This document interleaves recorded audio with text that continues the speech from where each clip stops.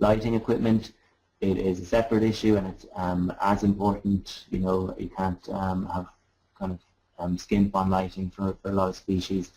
I find that it's best to have your heating and your lighting equipment segregated.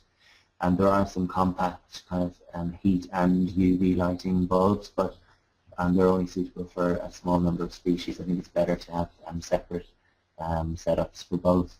And the quality as well as the quantity of light is important. And again, you need to research the animal's natural biology to make the right decisions on that. The location of the light is important, so whether it's in the cage or whether it's shining through mesh.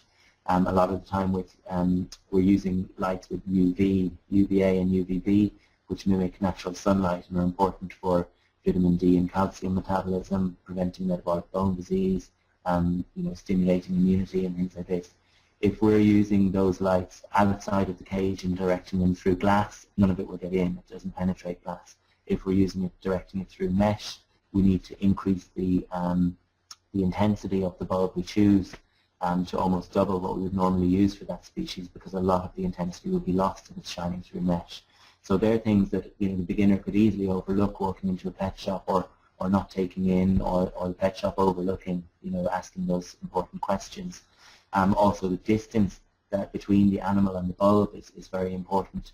So most basking species that need high UVB levels, the light needs to be within kind of 6 or 8 or 10 inches of the animal where it's basking in order for it to absorb most of those UV rays.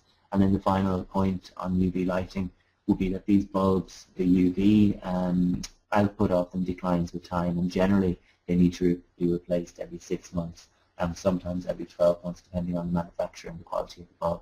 But there's a link there that you could look at with a very good article on lighting equipment, more detail than I can cover today.